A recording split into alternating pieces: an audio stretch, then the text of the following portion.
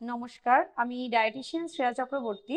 আজকে একটা তথ্য নিয়ে এলাম, সেটা একটু নতুন লাগতে পারে বা একটু অবাকও লাগতে পারে আপনাদের, যে ডায়েটিশিয়ান হয়ে ঘি খাওয়ার কথা বলছি। তো ঘি শুনেই সন্ত্রস্ত হবেন না, কারণ আজকাল একটা ট্রেন্ড হয়েছে। যদিও মানুষকে আমি কখনো কখনো লিখে দিই যে ঘি খাবেন, সে আবার দুবার জিজ্ঞাসা করে যে আপনি ঘি লিখছেন। হ্যাঁ, আমি ঘি লিখছি, বাটার লিখছি না, চিজ লিখছি না, ক্রিম লিখছি না, কিন্তু ঘি লিখছি। হ্যাঁ, সেটা সব মানুষের জন্য প্রযোজ্য নয়, কিন্তু কিছু কিছু মানুষকে দেখে মনে হয় যে হ্যাঁ, একটু ঘি খেতেই পারে, ঘি খারাপ নয়। তো সে কারণে আজকে এই ঘিয়েরই আরেকটা টাইপ অফ ঘি আমি বলবো, যেটা নতুন ভাবে বাজারে খুব প্রচার পাচ্ছে। সেটা হচ্ছে A2 ঘি। মানে A1, A2, এই দুটো টাইপের কেজিন প্রোটিন আমরা দুধ থেকে পাই।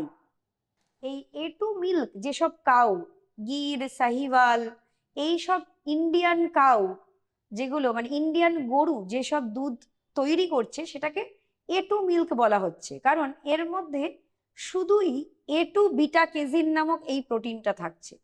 আর দেখা গেছে এই অনেক ক্ষেত্রেই দেখা যায় যে দুধে অনেক মানুষের সমস্যা হয়ে দাঁড়ায়, হয়তো প্রথমে আবার সমস্যা নেই, পরে গিয়ে সমস্যা দেখা গেল। তো সেটা হচ্ছে ল্যাকটোজ ইনটলারেন্সের একটা সমস্যা হয়। কিন্তু এই A2 বিটা কেজিন যেসব মিল্কের মধ্যে আছে, দেখা যাচ্ছে এইগুলো খেলে কিন্তু অতটা, বা এই ঘি, এই পার্টিকুলার এই মিল্ক থেকে যে ঘিটা তৈরি হচ্ছে, সেই ঘি খেলে কিন্তু অনেকটা ইনফ্লামেশনের কমে যাচ্ছে। আর ডাইজেশনের সমস্যা যাদের হয়, তাদের ডাইজেশনটা খুব ইজিলি হতে পারছে। আর দেখা যাচ্ছে এটা কিন্তু অনেকটা ইজিলি শরীরে তাদের সমস্যা হচ্ছে না, কারণ তারা এটাকে অত্যন্ত ইজিলি এটাকে নিতে পারছে। কারণ ঘিয়ের অনেক হেলথ বেনিফিটস আছে। তো কেন যেসব মানুষদের IBS থাকে, মানে ইরিটেবল বাউল সিনড্রোম, বা যেসব মানুষরা ল্যাকটোজ ইনটলারেন্ট হন, তারা তো ঘি খেতে পারেন না বা ভয় ভয়ে খান, যেটাতে আবার কিছু মানসিক, মানে এই স্ট্রেসের জন্য তখন তাদের আবার মনে হয় যে ঘিটা তাদের সহ্য হচ্ছে না।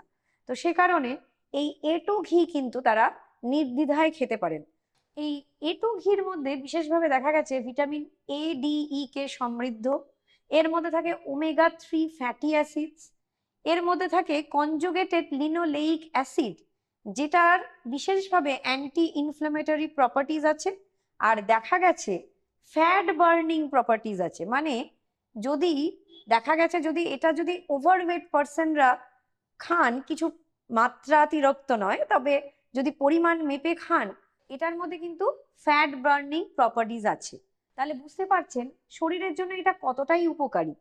তো অবশ্যই এটা ডায়েটে ইনক্লুড করা যেতেই পারে। আরো দেখা গেছে এই A2 ঘি খেলে কিন্তু গাট হেলথটা অনেক ভালো হয়ে যায়, কারণ এর মধ্যে বিউটাইরেট থাকে। তো এটার জন্য অবশ্যই যাদের এই গাট সমস্যা বা ইনফ্লামেশনের সমস্যা, হজমের সমস্যা, তারা কিন্তু A2 ঘিকে নিজেদের ডায়েটে ইনক্লুড করতেই পারেন। দেখা গেছে এটা কিন্তু ইমিউনিটি বিল্ড আপেও অনেকটা সাহায্য করে, কারণ এর মধ্যে অনেক অ্যান্টি অক্সিডেন্টস থাকে। যাদের সর্দি কাশি লেগেই থাকে, তারা কিন্তু এটাকে রেগুলার ডায়েটে ইনক্লুড করতে পারেন। এটা হার্ট হেলথের জন্য ভালো, আর ব্রেন সেলসের গ্রোথের জন্য কিন্তু এটা খুবই উপকারী। তো সেই জন্য এটাকে এইভাবে ইনক্লুড করা যায়। বিশেষভাবে যাদের মেমোরি লস হচ্ছে, তারাও কিন্তু এই A2 ঘিকে ইনক্লুড করতে পারেন। তবে সত্যি কি এটা সুপার ফুড? এই যা যা তথ্য এতক্ষণ শেয়ার করলাম, যা যা হেলথ বেনিফিট শেয়ার করলাম, তাতে বলাই যেতে পারে এটা সুপার ফুড।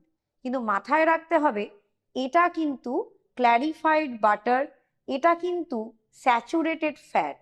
কি তাই জন্য মনে করে করতে হবে যে বেশি মাত্রায় খেয়ে ফেললেন আর সব হেলথ বেনিফিটস একদিনেই আপনি পেয়ে গেলেন, এটা কিন্তু কখনোই ভাববেন না। ম্যাক্সিমাম 1 to 2 টেবিল স্পুন এটা খাওয়া যেতে পারে সারা দিনে, এর থেকে বেশি নয়।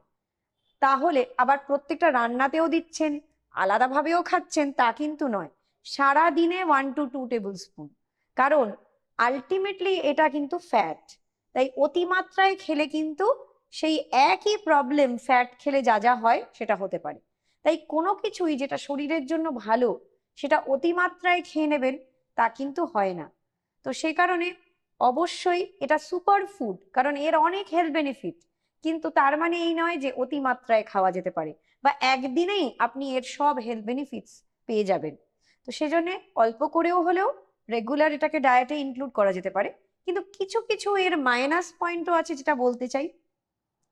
হয়তো আপনি ইনগ্রিডিয়েন্ট, হয়তো কোনো কিছু ক্ষেত্রে আপনি ভালো ব্র্যান্ড না দেখেই আপনি A2 ঘি লেখা আছে কিনে নিলেন, সেটা কোনোভাবে মিক্স অফ A1 A2 ঘি নয় তো।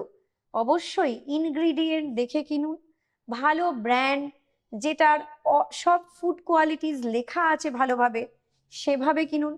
আপনি এর এক্সপায়ারি ডেট দেখে কিনুন, এইগুলো কিন্তু অবশ্যই মাথায় রাখতে হবে। আর যেটা হচ্ছে, প্রচুর পরিমাণে খেয়ে নেবেন না, সেটাও মাথায় রাখতে হবে। এটা যেহেতু অনেকটা টাইম দিয়ে বানানো হয়, যাতে এর ভেতরে যে পুষ্টি গুণগুলো আছে সেগুলো নষ্ট না হয়ে যায়, সে কারণে এটার দামটাও অন্য ঘিয়ের থেকে কিন্তু একটু বেশি। তো সেই জন্য হয়তো আপনারা এটাকে সব সময় ইউজ করতে পারবেন না। যদি খুব দরকার হয়ে পড়ে যে না, এটা আমার দরকার, এখন শরীরের জন্য এটাই দরকার, তাহলে অবশ্যই কিনুন। কিন্তু এটার সত্যি স্বাস্থ্যের জন্য এটা উপকারী, কিন্তু তার মানে বেশি খাওয়া নয়, বা যদি কস্টলি হয় এটা না খেলে যে আপনার খুব বড় ক্ষতি হয়ে যাবে তাও নয়। তো সেজন্য এটা একটা তথ্য শেয়ার করলাম। ভালো থাকবেন, সুস্থ থাকবেন। নমস্কার।